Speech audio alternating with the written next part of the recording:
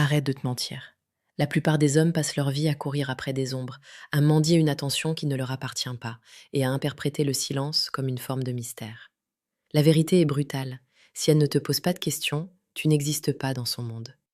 Mais quand une femme commence à explorer les recoins de ton âme, quand elle cherche à déchiffrer le code de ton silence, c'est que tu as cessé d'être un simple visage pour devenir son obsession.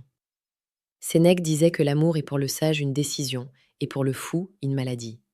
Aujourd'hui, nous allons voir comment identifier cette maladie douce qui s'empare d'elle lorsqu'elle tombe follement amoureuse de toi. Bienvenue sur Stoïcisme d'amour, l'espace où la sagesse ancienne rencontre la psychologie moderne pour transformer ta vie sentimentale. Ici, nous ne parlons pas de manipulation, nous parlons de vérité, de connexion profonde et de la séduction la plus précieuse et pertinente qui soit. Abonne-toi pour ne rien manquer de nos conseils quotidiens, car chaque jour, nous forgeons ici des hommes capables de lire entre les lignes du cœur humain. Le premier signe, la première question qui trahit un intérêt brûlant, semble anodine en apparence, mais elle cache un désir de fusion totale. Elle te demandera: qu'est-ce que tu penses vraiment de moi? Note bien le mot vraiment.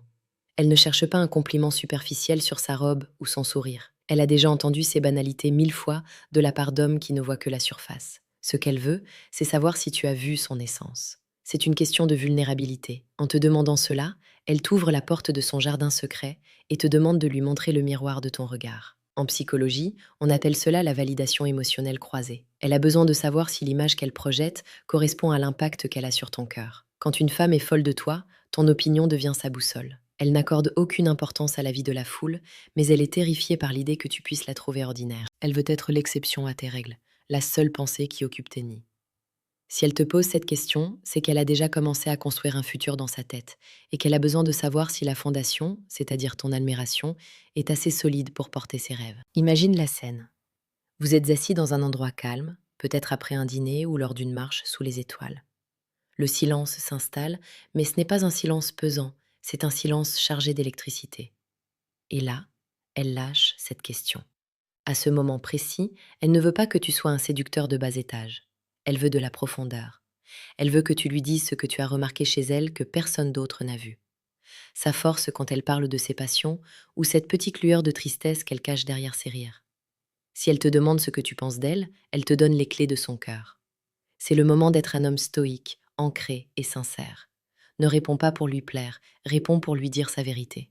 C'est cette authenticité qui la rendra définitivement accro. La deuxième question est plus subtile, plus profonde, et souvent posée au détour d'une conversation sur le passé ou les ambitions. Elle te demandera: est-ce que tu es vraiment heureux dans ta vie actuelle? Cette question est une sonde psychologique de haute précision. Elle ne s'intéresse pas à ton compte en banque ou à ton statut social à cet instant précis. Elle cherche à savoir s'il y a une place vide à tes côtés. Une femme qui n'est pas intéressée se moque de ton épanouissement personnel. Mais une femme qui est folle de toi veut savoir si elle peut être la pièce manquante du puzzle, ou si elle risque de n'être qu'une distraction de passage. Elle analyse ta vision du monde. Si tu lui parles de tes luttes, de tes victoires et de ce qui manque à ton bonheur, elle se sentira investie d'une mission. Le désir féminin est intrinsèquement lié à l'investissement émotionnel. En s'enquérant de ton bonheur, elle cherche à comprendre si tu es un homme en paix avec lui-même, car seule la paix permet d'accueillir un amour véritable. Elle veut savoir si tu es un roc sur lequel elle peut s'appuyer, ou un navire à la dérive. C'est ici que la psychologie de l'attraction rejoint le stoïcisme. Elle est attirée par l'homme qui sait où il va, mais qui est assez courageux pour admettre qu'il apprécierait une compagne de voyage. Si vous appréciez cette profondeur de réflexion, n'oubliez pas de rejoindre notre communauté. Sur Stoïcisme d'amour, nous publions chaque jour des contenus pour vous aider à naviguer dans les eaux parfois troubles de la séduction avec la clarté d'un philosophe et la passion d'un poète. Abonnez-vous maintenant pour cultiver cette force intérieure qui attire naturellement les femmes d'exception. Passons à la troisième question, sans doute la plus révélatrice de toutes, celle qui ne laisse place à aucun doute sur ses sentiments. Elle te demandera: comment étais-tu quand tu étais enfant? Cela peut paraître curieux, voire enfantin, mais c'est une question d'une puissance psychologique dévastatrice. Pourquoi veut-elle savoir cela?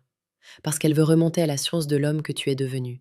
Elle veut connaître le petit garçon qui avait peur du noir, celui qui rêvait de conquérir le monde, celui qui a forgé ses cicatrices bien avant de te rencontrer. Quand une femme pose cette question, elle ne cherche plus seulement un amant, elle cherche une connexion d'âme. Elle veut comprendre tes traumatismes, tes joies premières, la racine de ton caractère. C'est une forme de maternité spirituelle. Elle veut te chérir dans ton intégralité, passé compris. Elle cherche les indices de ta loyauté, de ta sensibilité et de ta résilience. Un homme qui raconte son enfance se met à nu, et une femme qui demande à voir cette nudité est une femme qui a déjà déposé les armes devant toi. Elle est prête à t'aimer non pas pour ce que tu possèdes, mais pour ce que tu es intrinsèquement. Regarde autour de toi. Combien d'hommes ont des conversations de ce niveau avec les femmes qu'ils courtisent? Très peu. La plupart restent dans la logistique, dans le flirt superficiel ou dans le paraître. Mais toi, si elle te pose ces questions, c'est que tu as réussi à briser ces barrières.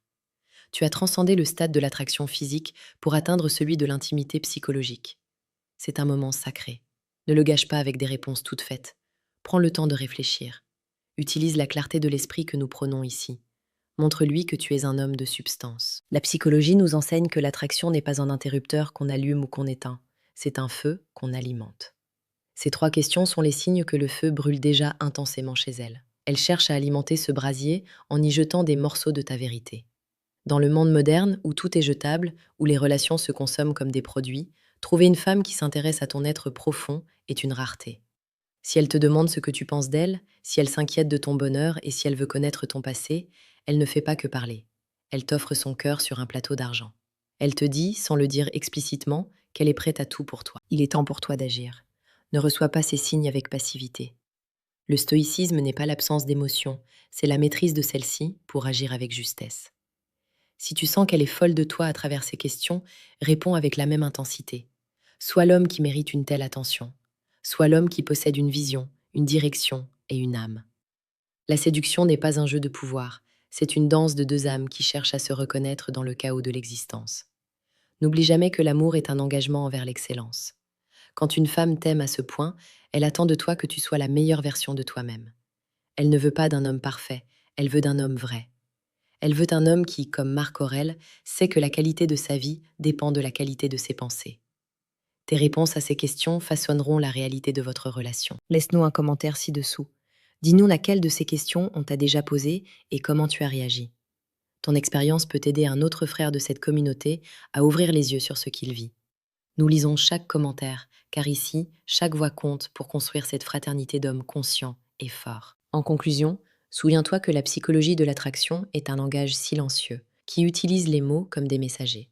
Si elle te pose ces 3 questions, elle ne cherche pas des informations, elle cherche une fusion. Elle cherche à savoir si l'homme mystérieux qu'elle admire est aussi l'homme sensible et profond qu'elle peut aimer pour l'éternité. Ne crains pas cette profondeur, embrasse-la. C'est là que réside la véritable puissance d'un homme.